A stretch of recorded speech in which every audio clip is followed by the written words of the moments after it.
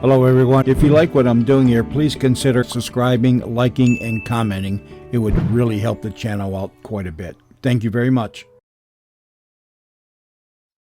The CBS Radio Mystery Theater presents...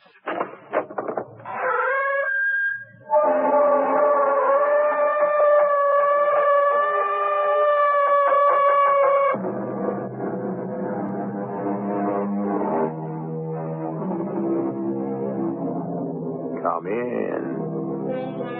Welcome. I'm E.G. Marshall. Have you ever sublet your house or your apartment?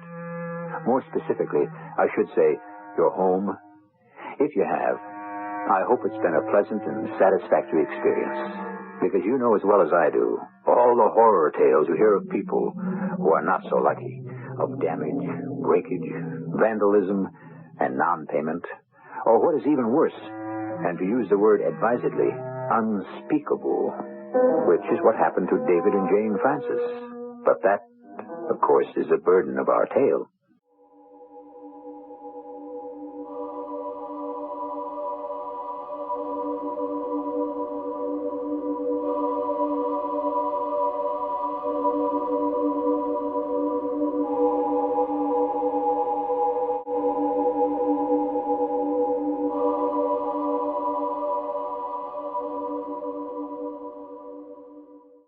Look at my floor. It's ruined. Well, what the devil is it, Dr. Wharton? I wouldn't invoke his name too carelessly, Mr. Francis. That is the Goetic circle of black evocations. Goetic? It means, Mrs. Francis, pertaining to witches.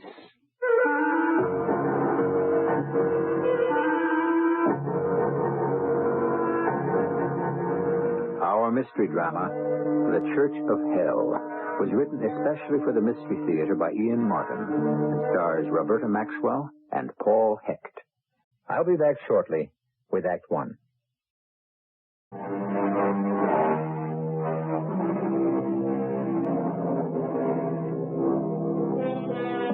The children grow up, college is paid for, they're about their own lives, and a whole new vista opens out. You travel, you shuck off responsibility. But habit is hard to shake, and your freedom has limits on it. For example, to afford that European jaunt, you rent your house.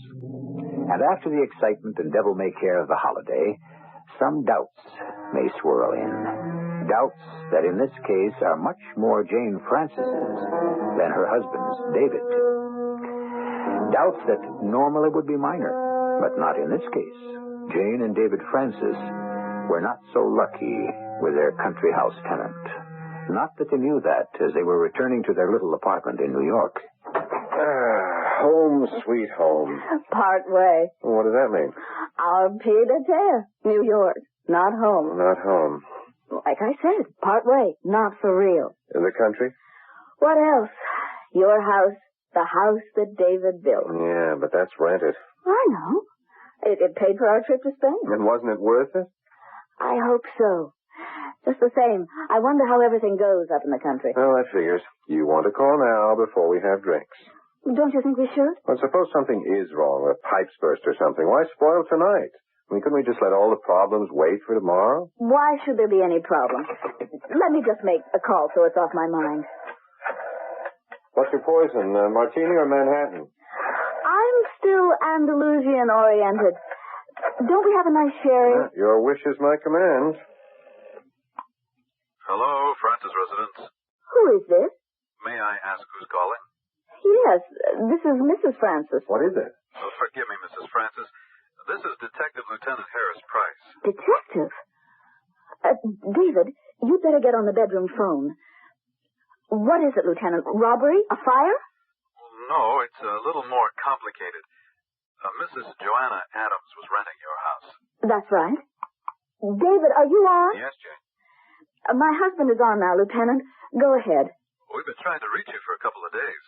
We were in Europe. We just got back. What happened? Well, nothing really for you to be too alarmed about. Your neighbors have been calling us because there was some trouble about a cat. Oh, Tommy. Oh, nothing's happened to Tommy. Oh, please. He's all right. Well, the cat is all right now. He was a raging tiger when we let him out, but he was just hungry. Pretty near starved. Poor baby. Wouldn't he been fed as Mrs. Adams skipped or something? Or something is more like it. I'm afraid I have to tell you that she's dead. Dead? How? We don't know that for sure till after the autopsy. Well, did someone break in, or... Well, there's no evidence of that. It could have been a heart attack, perhaps. After all, she wasn't young. But what, Lieutenant? I don't think that's something we can discuss on the phone. Would you have any plans to come up here? Of course. We have to get Tommy. Yes, we better drive straight up tonight. Well, fine. I'll be waiting for you. And don't worry about Tommy. Ever since I fed him, we're buddies. Thank you, Lieutenant. See you as soon as we can. What do you suppose happened to Mrs. Adams? Well, search me. Heart attack, I guess, like the lieutenant said. He sort of hedged. Why didn't the lieutenant say it right out if that's all it was? Well, what am I, honey, a mind reader? Well, let's get on up to the country and find out.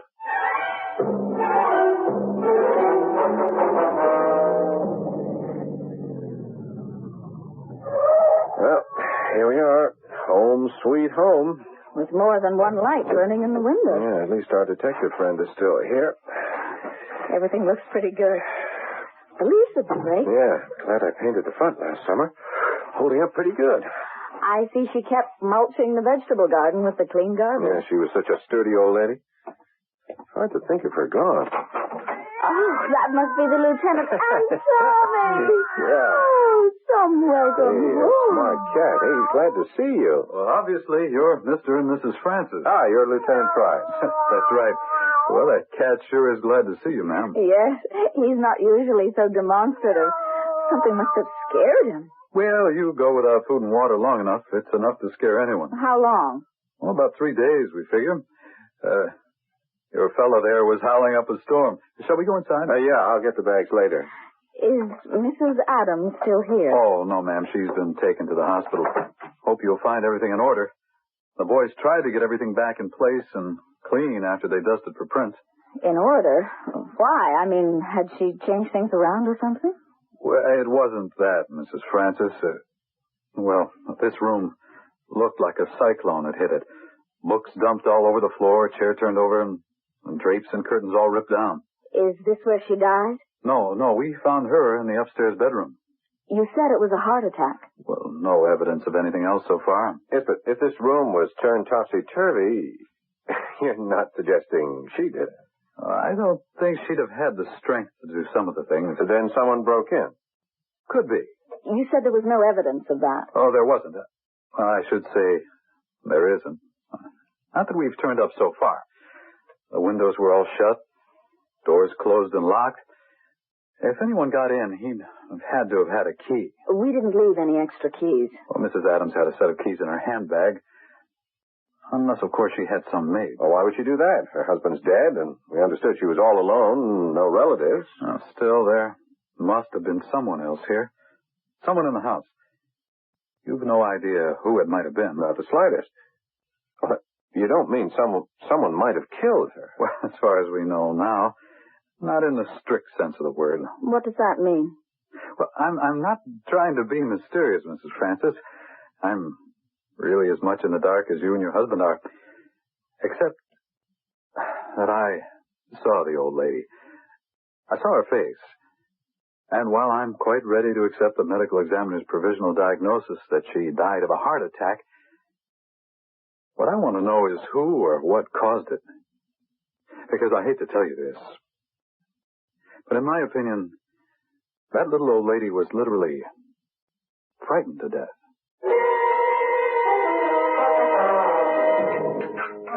Jane?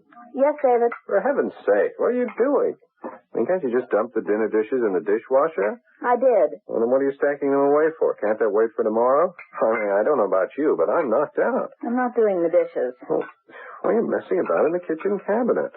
I'm checking up on things. Our first night home from Europe. Can't it wait? I have a funny feeling it can't.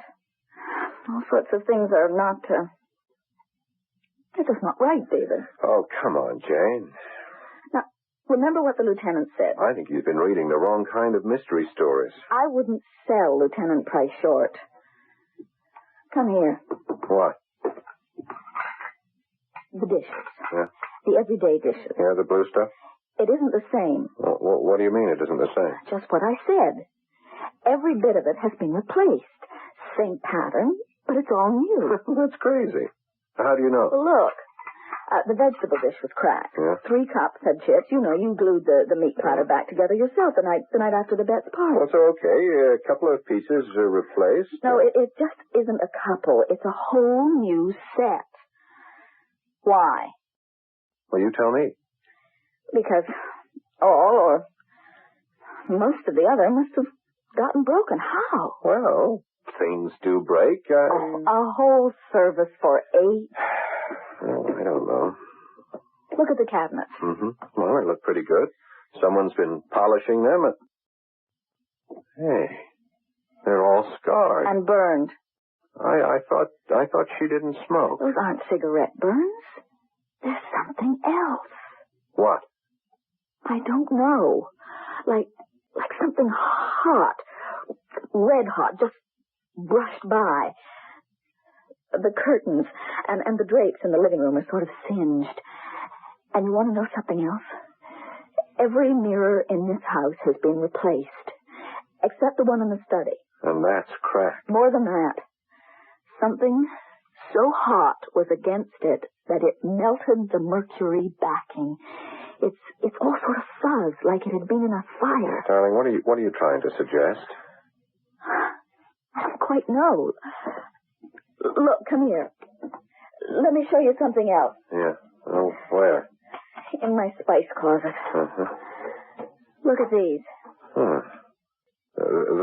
Those are not your regular spice jars, are they? No, thanks.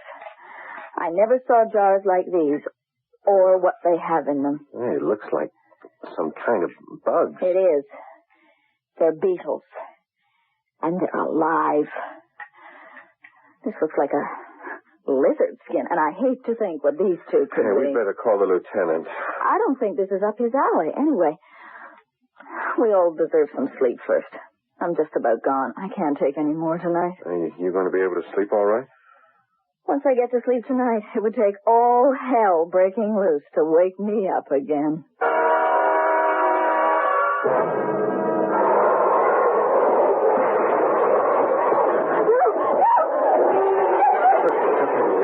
I'm with you. What is it? It sounds like what you said. What? All hell breaking loose. It's some jail out of nowhere. Get this window closed. There. I'd better see what's going on downstairs. No, David, no. No what? I don't want you going downstairs. Please, darling, it's not worth the risk. What risk? It's just some crazy kind of storm. With no rain, no thunder or lightning. With all that wind, what else could it be? I'm scared to think. Something terrible is something incomprehensible beyond our imagination. The same thing that frightened poor old Mrs. Adam to death. Please, darling. Oh, just hold me close. And don't question whatever it is that's happened. I have no touch it. Whatever it is that's invaded our house means us no harm. But maybe if we just shut our eyes and ears, please, God, it will go away.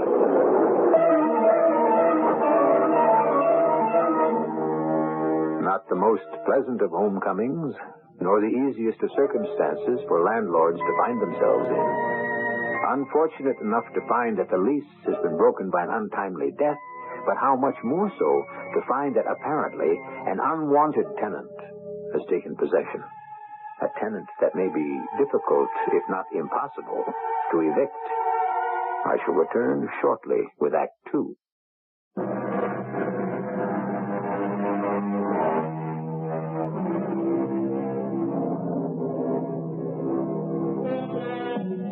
Thank heaven for mornings.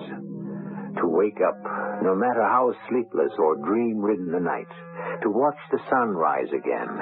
Life renew itself. To know that this new day, whatever else it offers, is a promise. A promise that there is hope always for better things. Not that either David or Jane Francis are that bright and bushy-tailed. It is only that in the bright light of day, their explanations of the night before sound as fanciful and overdramatic as they are afraid they will seem to Lieutenant Price. David? Yeah, You awake? I'm awake. Was there really a storm last night? Or was that something I dreamed? Well, there wasn't a storm as far as I can see. There was no rain or wind damage outside. Then it wasn't a dream. Some terrible thing was raging in this house last night. I don't know how terrible it was, but somebody really messed up the study, and good again. I'd sure like to get my hands on him. Somebody broke in? No, I don't think anyone broke in. I mean, I think somebody has a key. Now, don't worry. I called Lieutenant Price while I was downstairs. Just waiting for him to call back. You think something else is in this house? I think somebody could be hiding out. Some crazy guy. And you went downstairs all alone with no I protection. picked up the shotgun from the study. And Jane, we are staying locked in this bedroom until the police arrive.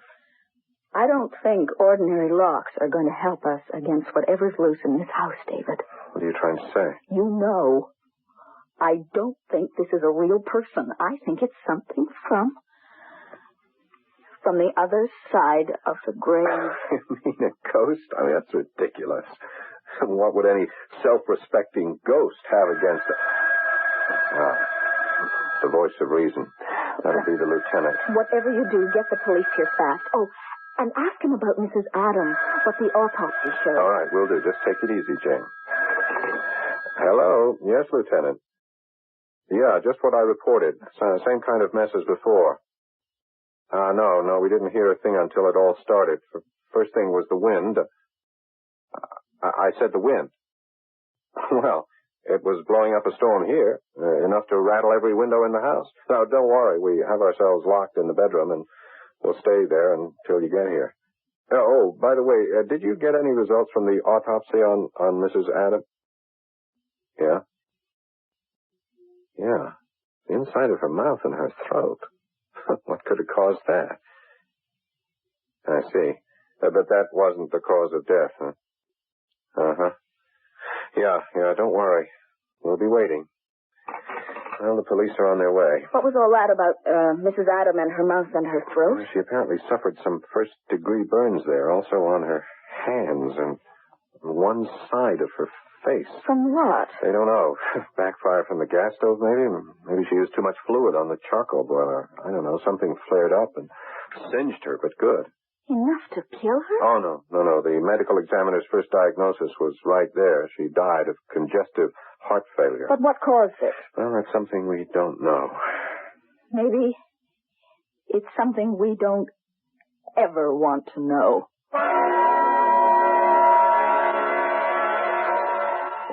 Well, the boys and I have been over the house with a fine-tooth comb, Mr. and Mrs. Francis. And I can promise you that no forcible entry has been made into this house. Well, that's crazy. I mean, look at the shambles this place is. Someone had to get in. Doors and windows wouldn't keep it out. Someone else has a key. That's what it is. But why would someone want to vandalize our house? Well, not because of us, because of Mrs. Adams. Well, what do you know about this Mrs. Adams? Not much. The agency brought her over, but... She had very good references. I mean, a couple of banks, a minister from some church, a letter from another sublet she had in New York. Mm-hmm. None from any place she'd worked? Oh, I don't think this woman had ever worked. I mean... what Jane means is that she was loaded. Her jewelry was worth a fortune. And her clothes were very fashionable. Hey, maybe that's what someone was after. Her jewels. No, I doubt it. According to the insurance policy we found, none of it seems to be missing. What does seem to be missing with the lady is her background. What do you mean? Well, although the accounts are very substantial, the banks have only carried them for a little over a year. Before that, she seems to have come from Germany. Well, that would be right. She had an accent. But very cultivated. Would you say that she was, very religious? Well, I don't know. It's not the sort of thing you ask someone who's going to rent. I noticed there were a lot of books in the bedroom she was using on religious things. Quite a few on theosophy, I remember. Oh, that's right. The letter from the minister. That's what he said he was. Was his name Theodore Saxman? The minister? Yes, something like that. Mm-hmm. Theodore Saxman was German-born, and he was connected with the Theosophist movement, but no longer. You mean he's not a minister? Well, he got kicked out of the church. Why? We don't know that yet. The church doesn't want to talk about it, and we can't seem to find the ex-Reverend Saxman. But he'll be found. If the police don't turn him up, the insurance company will. Why the insurance company? Because he's named as benefactor in all her insurance. Something like $1.5 million in all. He was also named as sole heir in her will. Well, if there's that much money floating around, I don't think anyone will have to look for him. He'll turn up to collect. Unless her family want to fight the will. Well, apparently she has no family. And her husband died about 5 years ago. Well, then Saxman will turn up. Well, I'm not so sure. Why? Policeman's hunch. I got a funny feeling he may be the ex-reverend in more ways than one. But if anyone has a key to this house, he's the logical one. I've got a lot of questions I'd like to ask him about the night Mrs. Adam died. You mean you think he might have murdered her? But she died of natural causes. Congestive heart failure is a result, Mrs. Francis. A lot of things can cause it. I'd like to know what frightened that poor woman before she died. You think it might have been something supernatural, too? No, I didn't say that. I'm going to have a man on this house around the clock covering the front door. Do you and your husband plan to stay here? For a few days till all this is settled, we hope. Why do you ask? Well, I'm just a cop, Mr. Francis. But I'm smart enough to know there's a lot I don't know. Not that I buy, something outside of natural things. Still, well, for example, do these tools belong to you? No, I never saw the box before. You, Jane? No. What's in it? I'll see for yourself. Well, a bunch of knives. What is it, a butcher's kit? I don't know. What's that funny-looking one with the little curved point? Now, look careful, Mrs. Francis. They're all razor sharp. But what are they? That's what I want to ask a friend of mine, Dr. Henry Warden. He lives just a couple of blocks from here. Say, would you mind if he came here and had a look at these and this room? No, I suppose not, but... Well, what kind of a doctor is he? You see, I had a strange case involving a medium here a couple of years ago, and I met this guy then. He's a real brain, I tell you. Even if he's... well, you'll see for yourselves. He's what you call a doctor of parapsychology. What's that? It means someone who's an expert on ghosts.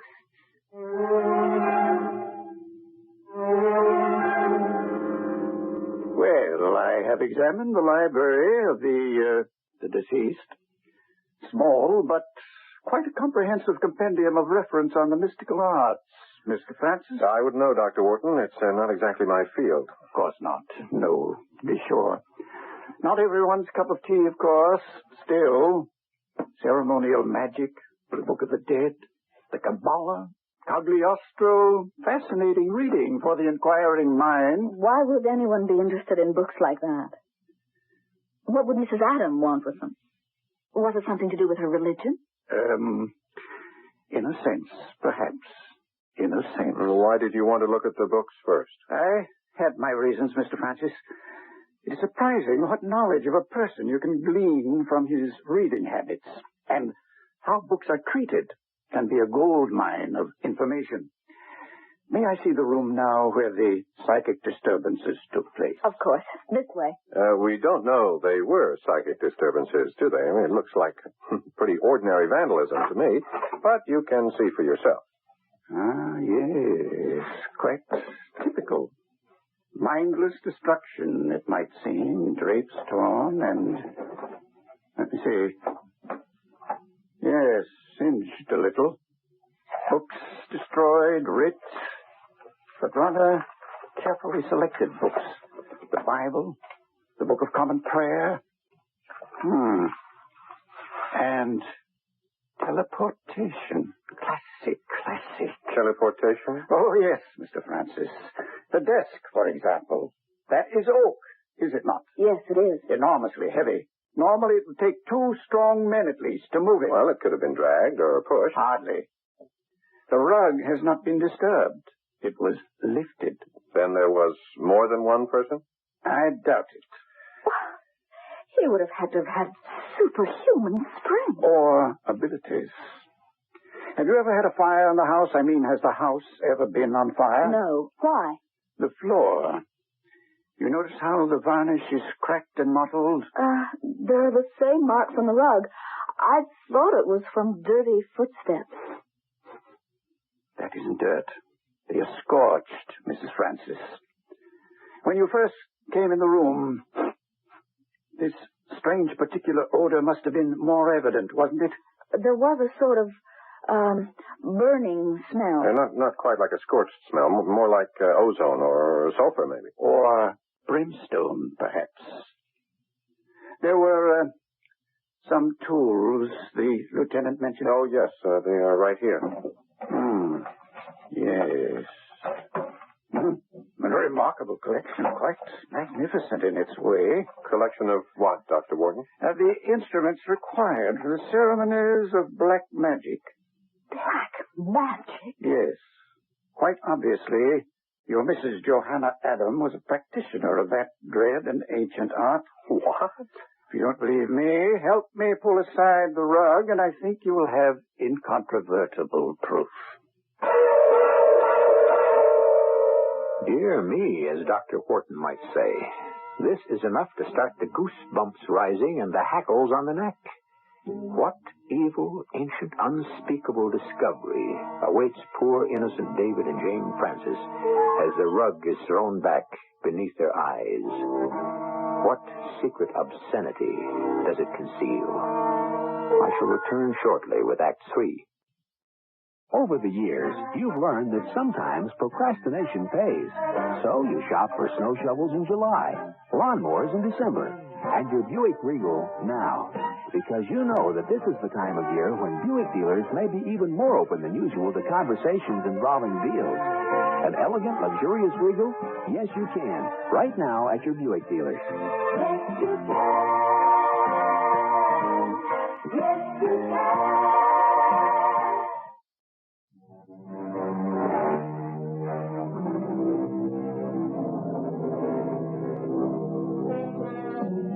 3 people stand looking down at what the rolled-back rug has revealed. What they are looking at is a strange and cabalistic circle burned into the floor. Placed on it at 90-degree intervals are crude sketches of a skull, a goat's horns, a bat, and a black cat. Inside the circle, intertwining with each other, are 4 smaller circles enclosed in a triangle. Tacked to the floor on the inside of the large circle are strips of cloth or some animal hide, and everywhere within the circle, painted in black and blood red, symbols, strange gibberish words, and long, complex alien names. Look at my floor. It's ruined. What the devil is it? I wouldn't invoke his name too carelessly, Mr. Francis. That is the Goetic circle of black evocation. Goetic? It means pertaining to witchcraft. So that's what Mrs. Adam was. A witch. Not quite, Mrs. Francis, or at the very most, a very amateurish one, who conjured up, or at least saw conjured up, more than she bargained for. Well, what does all that circle thing mean? In the Middle Ages, that material all around the inside of the large circle would have been the skin of the victim, fastened to the ground by 4 nails from the coffin of an executed criminal. Oh, how disgusting. Don't be too alarmed. I think you will find that this is only a simulation. As with the crude representations of what ought to be the skull of a patricide. Patricide? Someone who killed his father. The other 3 are the horns of a goat, a male bat drowned in blood, and a black cat who has been fed on human flesh. Are you serious, Dr. Wharton? About what I am reporting, absolutely. About whether I personally subscribe to this profane anti-religion, no. Most emphatically, no. Then you believe, as I do, that it's all nonsense. No, I'm afraid I don't. You believe that there has been black magic practiced here, and that some kind of evil spirit has been set loose in this house? Let me put it this way. I know that anyone involved in the hidden church of hell knows there has. Let me show you something. I found these sheets in the back of a volume entitled Science and Physical Phenomena and Apparitions. They were written by Mrs. Adam, apparently. The handwriting can be checked. And they are a sort of confession and last testament. So may we read them? How's your knowledge of German, medieval Latin, and the litany of the grimoire? Oh, well, I don't speak German or Latin. What's the grimoire? The Grand Grimoire is the last word on profane worship. The encyclopedia of black magic. The definitive handbook of sorcery. Okay, so we can't read the mumbo-jumbo Mrs. Adam left, but would you read it to us? Well, I won't read it. I'll tell you what it contains with one stipulation. What's that? Lieutenant Price must be present and hear it at the same time.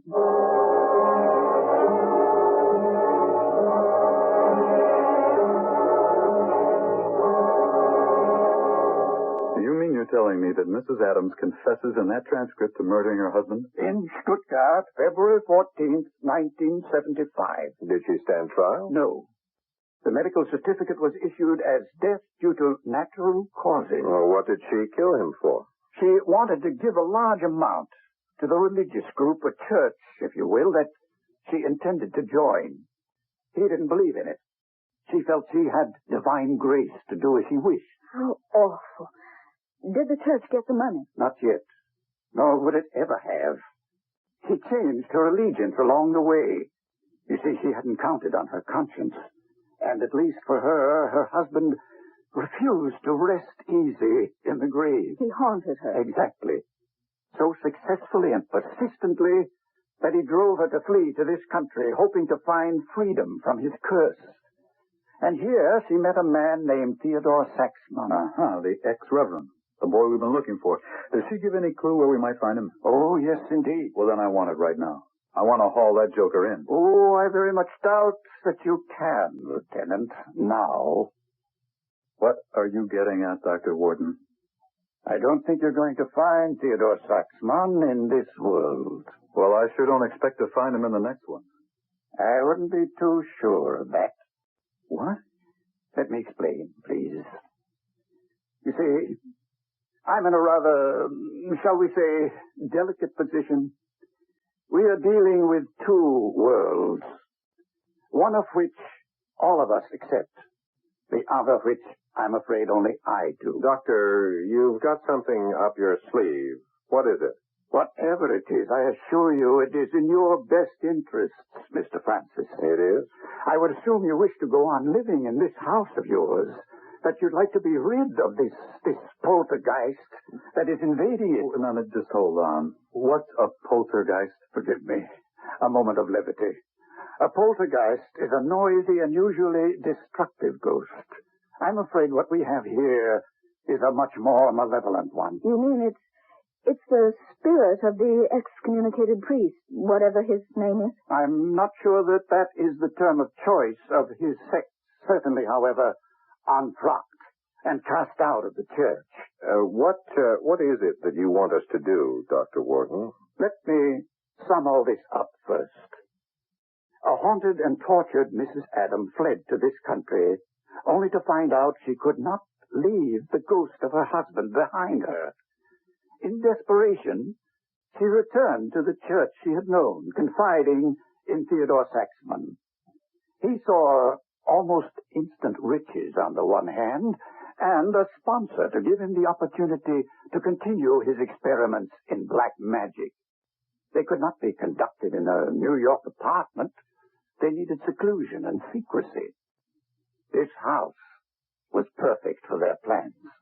What plans? Saxman's assurance to Mrs. Adam that he could conjure up the soul of her husband and persuade it under threat of being dragged to the deepest pit in hell to leave her alone. You're trying to say that's what happened right here in our study. I'm not trying to say. I'm saying it happened according to Mrs. Adams' last testament.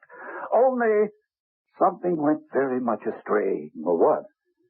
She was not certain.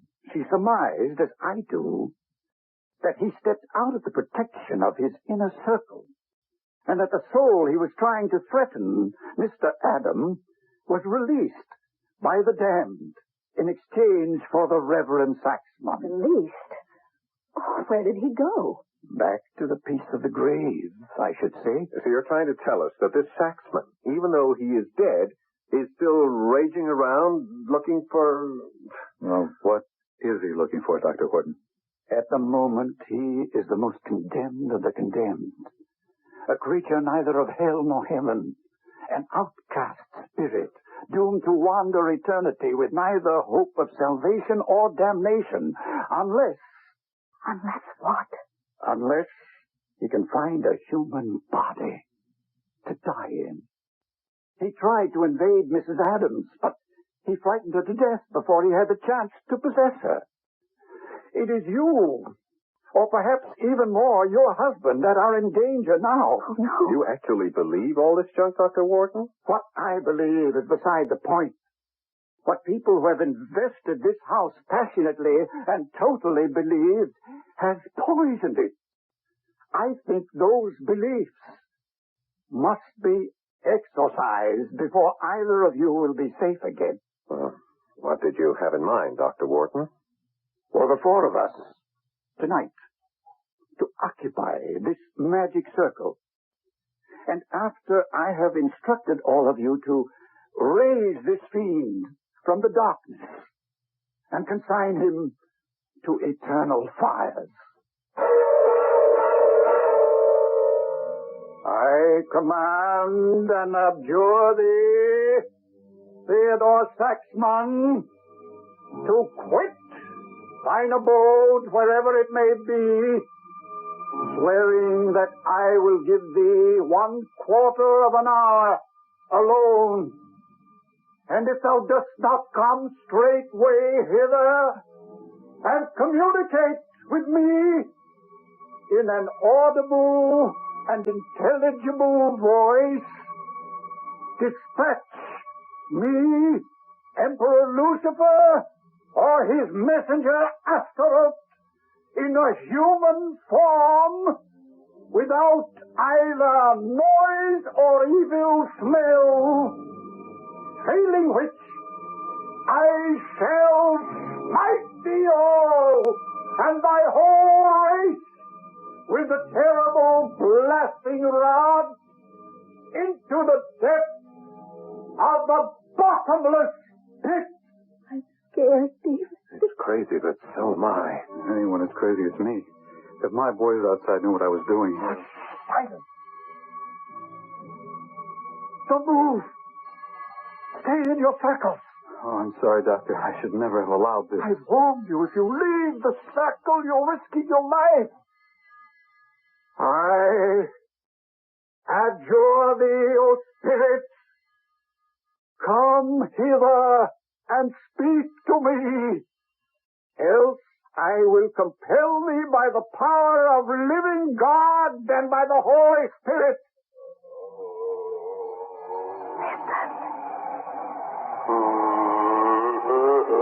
What is it?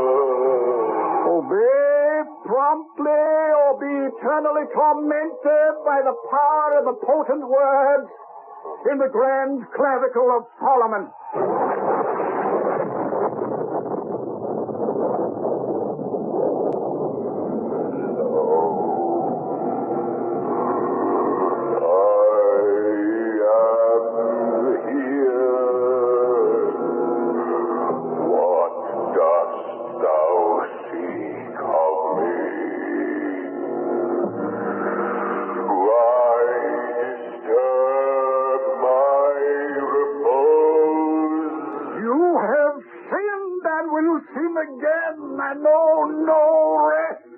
Unless you hearken unto me.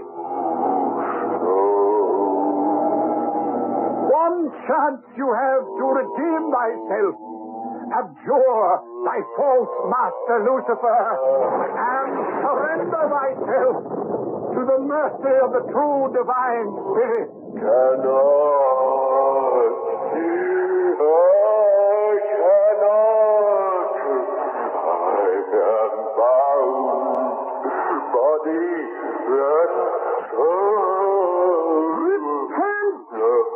Repent, and thy soul will be free to pass through the grave that is the gateway to heaven. Hold fast, everyone. Hold fast.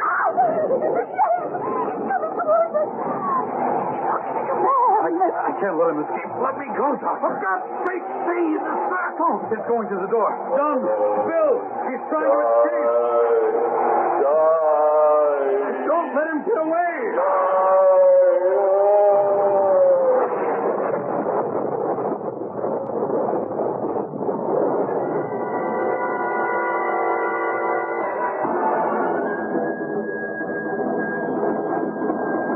Mr. and Mrs. Francis all right? They're too shaken, of course. Who isn't?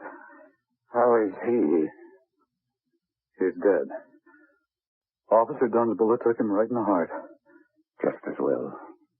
I suppose this is Theodore Saxman. I think you'll find out it is. Oh, how am I going to explain this at headquarters? Is there any need? The real explanation is right to hand. The man was armed with a knife. He attacked a police officer. And I'm convinced he was responsible for the old woman's death. So am I. But I doubt you'd ever be able to prove it. Dr. Warden, in the name of God, what really happened in there tonight? Whatever did, I think it was in the name of God. And I think it is best forgotten.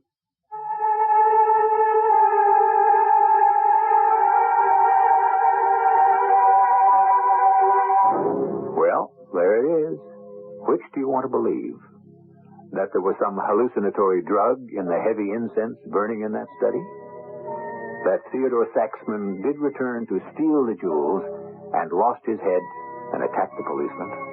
After all, he did have a key. Or, well, perhaps we'd better forget the other. If we find ourselves believing in goetic incantations, exorcism, the clavicles of the Grand Grimoire, and the power of black magic, who would sleep fast tonight? I'll be back shortly.